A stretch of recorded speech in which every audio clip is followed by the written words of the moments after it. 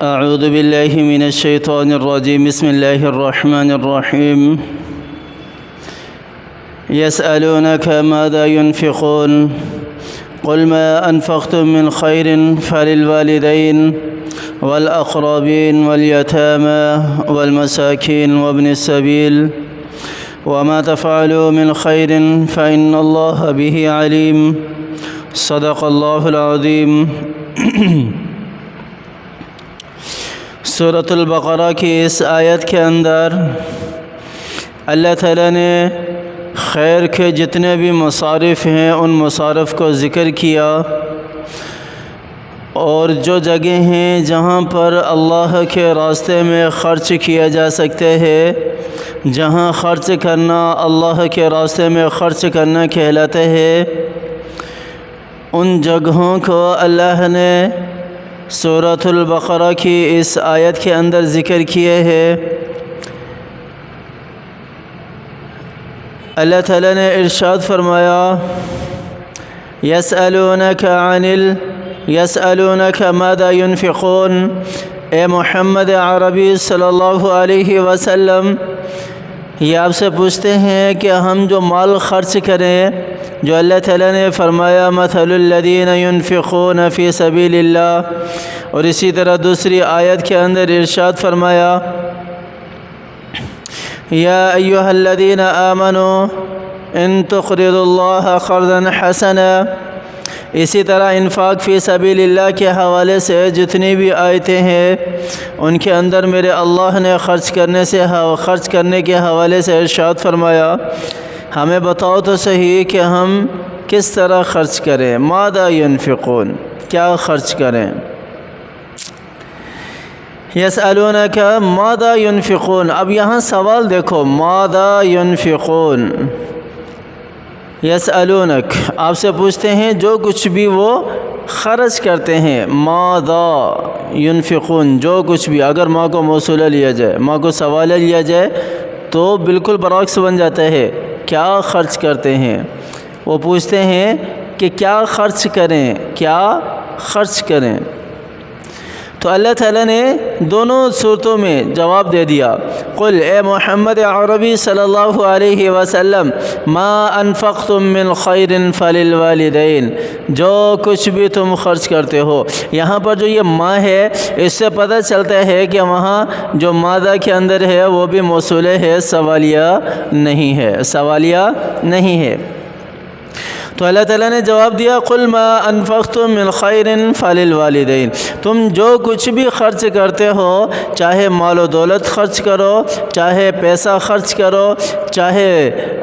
Fruit وغیرہ یا غلہ اناج یا اس کے علاوہ جو کچھ بھی صدقہ و خیرات کرتے ہو، اللہ تعالیٰ نے کیا ارشاد فرمایا، فللوالدین، سب سے پہلا حق والدین کا ہے، سب سے پہلا حق والدین کا ہے۔ اللہ تعالیٰ نے والدین کا بہت بڑا مقام رکھا ہے، اللہ تعالیٰ نے والدین کا بہت بڑا مرتبہ رکھا ہے۔ وَلَا تَقُل لَّهُمَا أُفٍّ وَلَا تَنْهَرْهُمَا وَقُل لَّهُمَا قَوْلًا كَرِيمًا۔ اس آیت کو اگر دیکھ لیا جائے نا تو والدین کا اتنا بڑا مقام میرے اللہ نے اس آیت کے اندر بیان کیا ہے کہ ہم سوچ بھی نہیں سکتے۔ یہاں ساری زندگی والد اپنی اولاد کے لیے کماتا ہے، اپنی اولاد کو کھلاتا ہے، پلاتا ہے، بڑا کرتا ہے، پالتا ہے، پوستا ہے، اور جب اولاد بڑی ہو جاتی ہے اور جب اولاد کا ٹائم آتا ہے کہ اب وہ اپنے والدین پر خرچ کریں، تو اولاد کہتی ہے کہ میرے ماں باپ نے میرے لیے کیا ہی کیا ہے، میرے والدین نے میرے لیے کیا ہی کیا ہے جو میں ان کے اوپر خرچ کروں، میرے تو اپنے ہی اخراجات پورے نہیں ہوتے، میری تو اپنی ہی اتنی مجبوریاں ہیں، میں کس طرح ان کے اوپر خرچ کروں، میں پہلے اپنے بیوی بچوں کے خرچ کو دیکھوں یا ان کے اخراجات کو سنبھالوں۔ اس قسم کے سوالات، اس قسم کی ساری چیزیں سامنے آتی ہیں۔ والدین ایک بہت بڑی نعمت ہے، بہت بڑی نعمت ہے۔ جن کے والدین حیات ہیں وہ اپنے والدین کی خدمت کر کے جنت کما لیں، اور جن کے والدین اس دنیا سے جا چکے ہیں وہ ان کے لیے ایصال ثواب کر کے اور ان کے جو قریبی رشتہ دار ہیں ان سے حسن سلوک کر کے تو وہ بھی فرما برداری کے اندر داخل ہو سکتے ہیں، وہ بھی فرما برداری کے اندر داخل ہو سکتے ہیں۔ تو اللہ تعالیٰ نے یہاں ارشاد فرمایا کہ اگر خرچ کرنا چاہتے ہو نا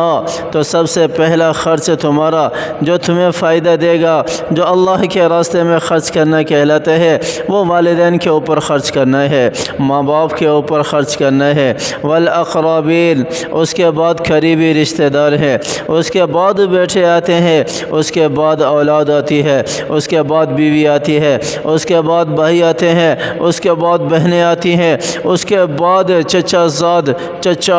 زاد اور اسی طرح جو کزنیں وغیرہ ہیں، یہ سارے کے سارے رشتے آتے ہیں، بھتیجی کا، پوتی کا، پوتیوں کا، یہ سارے کے سارے رشتے آتے ہیں۔ والاقربین کے اندر یہ سارے کے سارے داخل ہیں، بھائی کی طرف سے ہوں، والدہ کی طرف سے ہوں، باپ کی طرف سے ہوں، بہن کی طرف سے ہوں، یہ سارے کے سارے رشتے قریبی رشتے کہلاتے ہیں۔ والاقربین، اور اس اقربین کے اندر یہ سارے کے سارے آ جاتے ہیں۔ ماں باپ حیات ہیں، وافر مقدار میں اللہ نے مال دیا ہے تو سب سے پہلے ماں باپ کے اوپر خرچ کریں، ماں باپ کے اوپر خرچ کریں، اور اگر والدین حیات نہیں ہے تو اس کے بعد سب سے پہلے حق قریبی رشتہ داروں کا ہے، قریبی رشتہ داروں کے اوپر خرچ کریں۔ ہاں، وافر مقدار میں دیا ہے، ماں باپ پر بھی خرچ کریں، قریبی رشتہ داروں پر بھی خرچ کریں۔ والیتامی والمساکین،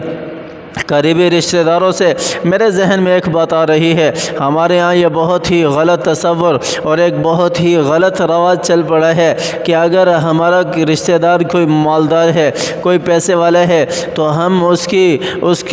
عزت کے اندر، اس کے احترام کے اندر اور مقام کے اندر اور اس کی خدمت میں تو ہم پل باندھ دیتے ہیں، بہت بڑے بڑے ہر قسم کے جو ڈشز ہیں وہ تیار کی جاتی ہیں، ہر قسم کے کھانے تیار کیے جاتے ہیں، اور ہاں اگر اسی جگہ پر کوئی غریب آ جائے ہمارا قریبی رشتہ دار، چاہے وہ سگا بھائی ہی کیوں نہ ہو، اس کے لیے کوئی اہتمام نہیں ہوتا، اس کے لیے کوئی اہتمام نہیں ہوتا۔ یہ بہت غلط ہے، یہ بہت غلط ہے، بہت غلط ہے۔ والاقربین والیتامی، تیسرے نمبر پر اللہ تعالیٰ نے جو خیر کے مصارف ہیں ان میں سے ذکر کیا ہے کہ یتیموں کے اوپر خرچ کیا جائے، جو یتیم ہیں ان کے اوپر خرچ کیا جائے۔ والمساکین وابن السبیل، اور اس کے بعد مسکینوں کے اوپر خرچ کیا جائے، اس کے بعد مسافروں کے اوپر خرچ کیا جائے، اور اس کے بعد وما تفعلوا من خیر فإن اللہ به علیم۔ پھر اللہ تعالیٰ نے ارشاد فرمایا کہ تم جو کچھ بھی اللہ کے راستے میں خرچ کرتے ہو نا، تم جو کچھ بھی، چاہے ذرہ برابر ہی کوئی چیز کیوں نہ خرچ کرو یا بڑے سے بڑی چیز ہی کیوں نہ خرچ کرو، اللہ تعالیٰ ارشاد فرما رہے ہیں کہ فإن اللہ به علیم، اللہ تعالیٰ اس چیز سے خوب واقف ہے، خوب واقف ہے، اللہ تعالیٰ جانتے ہیں۔